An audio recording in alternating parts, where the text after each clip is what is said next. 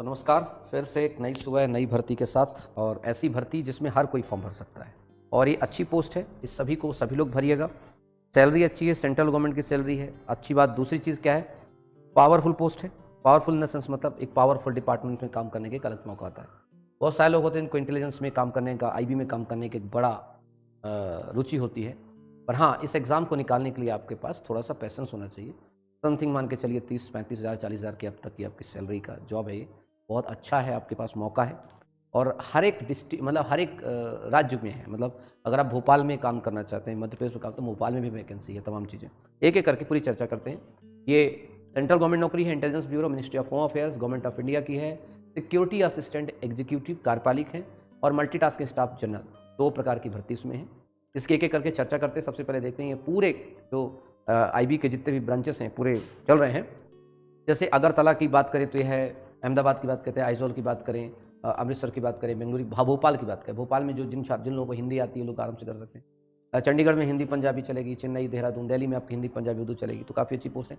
दिल्ली के लिए एक अच्छा जो आईबी हेडक्वार्टर से अच्छी खासी पोस्ट भी यहीं पर है, 270 से ज़्यादा पोस्ट है यहाँ पर, तो इसको आप लोग कर सकते हैं। बहुत बढ़िया तरीके का है, क्योंकि अब हिंदी है वहाँ पर, तो लोकल लैंग्वेज चल सकता है आप लोग का। इस प्रकार से करके पूरे के पूरे हिंदुस्तान के जितने भी इसके लगभग अगर आप चर्चा करें आईबी के, तो लगभग 37 इस आईबी के जो सब्सिडीज़ हैं, वो सब्सिडीज़ हैं जहाँ पर उसके ऑफिसेस हैं, यहाँ पर आप कर सकते हैं। ठीक है, रहेगा इसके लिए। टोटल वैकेंसीज की चर्चा करें हम तो देखते हैं 1521 इधर और 150 है, तो 1600 1650 भर्ती ज़्यादा है।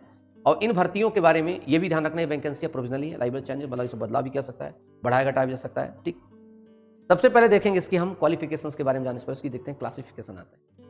पे स्केल क्या है इसका बेटा, तो पे स्केल है आपका 21,700 बेसिक पे है। ठीक है, प्लस सेंट्रल गवर्नमेंट का जो अलाउंसेस होगा, special security allowance 20% of basic pay in addition to the other government allowance, cash compulsion leave of duty perform on holidays subject to a ceiling of 30 days. मतलब बहुत चीजें हैं, कुल मिला के एक अच्छा खासी पोस्ट होती है, बहुत अच्छा खासा पैसा भी होता है। ठीक है, क्वालिफिकेशन उन्होंने मांगा है, मैट्रिक्स सिर्फ 10th क्लास होना चाहिए, और domicile certificate state against which candidate has applied, knowledge of any one of the local language. आप जैसे एमपी से अप्लाई करना चाहते हो तो एमपी में आपको क्या चाहिए, हिंदी आना चाहिए। दिल्ली से अप्लाई कर, दिल्ली में हिंदी आना चाहिए। ठीक है, आपका डोमिसाइल होना चाहिए। Desirable qualification, field experience and intelligence पर अगर हो तो ठीक, नहीं तो कोई बात नहीं। डिजरेबल का मतलब होता है हो तो ठीक, नहीं तो कोई बात नहीं, इसका कोई आपके मेरिट में फर्क नहीं पड़ेगा।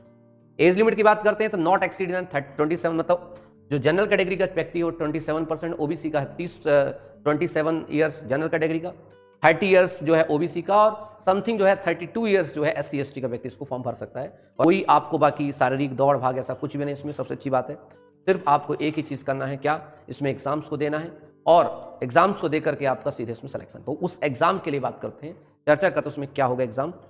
सर एक से ज़्यादा जगह नहीं, एक ही जगह से आप फॉर्म डाल सकते हैं। ठीक है, अगर चर्चा करें इसके एग्जाम है 3 टर्म एग्जाम है। पहले टर्म है कॉमन फॉर सभी के लिए, जैसे एग्जाम्पल की चर्चा करें, अब देखिए यहाँ पर ऑनलाइन एग्जाम होगा आपका, जिसमें एमसीक्यूज होंगे। 5 पार्ट्स में क्वेश्चन आएंगे, एक पार्ट में 20, मतलब 20 क्वेश्चन जीके से आएगा, 20 क्वेश्चन आपका मैथ से आएगा, 20 क्वेश्चन रीजनिंग से आएगा, 20 क्वेश्चन एक जो है आपका इंग्लिश लैंग्वेज से आएगा, और 20 क्वेश्चन जो है जनरल स्टडीज से आएगा। इसका मतलब 40 क्वेश्चन जीके के रहेंगे, क्योंकि जनरल अवेयरनेस और जीके में, क्योंकि जनरल स्टडीज 40 क्वेश्चन तो आपको जीके के हैं, आसानी से निकलेगा। 100 नंबर का क्वेश्चन है, बाकी 1 घंटे का पेपर है, बहुत बढ़िया तरीके। नेगेटिव मार्किंग 1/4% है ना। अब थोड़ा चर्चा करें इसमें। दूसरा है ये ऑफलाइन होगा। ऑफलाइन मतलब जब आप इस एग्जाम को निकालेंगे तो ऑफलाइन मतलब डिस्क्रिप्टिव टाइप पेपर होगा। इसमें कुछ भी नहीं है, बस इतना है, एक इंग्लिश, मतलब आप जैसे हिंदी और इंग्लिश में ट्रांसलेशन करना है आपको। 500 वर्ड्स का होगा, मान लो उसमें हिंदी लिखा है, मान लो 250 का हिंदी लिखा है, उसको इंग्लिश में बदलना है, इंग्लिश को हिंदी में बदलना है। थोड़ा सा बेसिक प्रैक्टिस करेंगे आप, इसको क्रैक कर लेंगे। और लास्ट में आपका स्पोकन एबिलिटी, ये देखा जाता है कि इस एग्जाम को जो है निकालने के बाद आपको उस पर्सनालिटी टेस्ट के लिए बुलाया जाता है टाइटी का, कि आपके पास है कि नहीं है, मतलब आपके अंदर बोलने की क्षमता है कि नहीं है, आपके अंदर इंटेलिजेंस है कि नहीं है, तो उस चीज़ को चेक करने के लिए इस प्रकार से आपका पूरा है।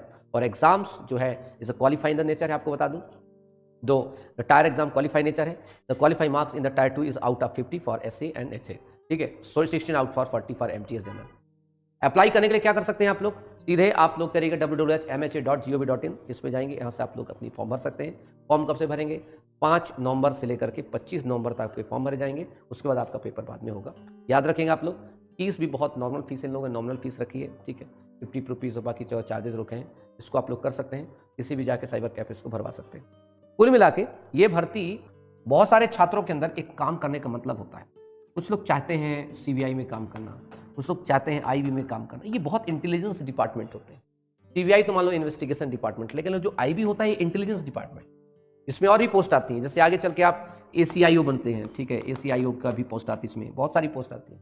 तो अगर आप 10वीं पास हैं और आपकी एज अगर जनरल कैटेगरी के 27 साल तक की है, कोई इसमें फिजिकल नहीं है, कोई रनिंग नहीं है, कोई हाइट नहीं है, कोई कुछ नहीं है, एग्जाम आपके पास नवंबर का पूरा 10, मान लो एग्जाम लगभग जाके जनवरी फरवरी तक जाके इसका एग्जाम होगा, उसके बाद भी हो सकता है।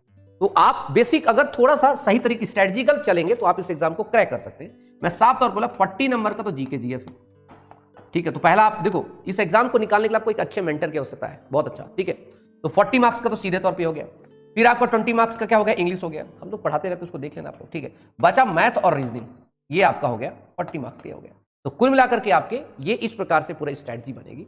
उस स्ट्रैटेजी को अगर फॉलो करेंगे तो आप आसानी से एग्जाम को क्रैक कर सकते हैं। कोई बड़ी बात नहीं है, कोई हार्डल्स नहीं है। जो आप लोग इंग्लिश जो पढ़ाते हैं, हम लोग पढ़ाते हैं, उसी इंग्लिश में आपको करना क्या है कि ट्रांसलेट करना है, the basic knowledge of translation. Approx मैंने आपको बता दिया 21,000 बेसिक पे है, फिर भी अप्रॉक्स समथिंग 30 से लेकर 35,000 इसकी सैलरी होती है, ठीक है। 30 से लेकर 35,000 तक आपकी इसमें सैलरी होती है और अच्छी पोस्ट है। 1 एग्जाम्स एंड सीधे आप लोग सेंट्रल गवर्नमेंट के इंटेलिजेंस ब्यूरो में आते हैं, ठीक है। बस इतना है कि 10th पास उसने मांग रखा है, बेरोजगारी के आलम से तो रोजगार बेहतर है कि नहीं, ठीक है। हाँ भाई, कुछ और क्वेश्चन किसी को? एक्चुअली हो ये रहा है समस्या इस चीज की, जहां बच्चों ने देखा कि अरे सर इसमें इंग्लिश आएगी, तो बेचारों का हाथ पैर फूट जाता है।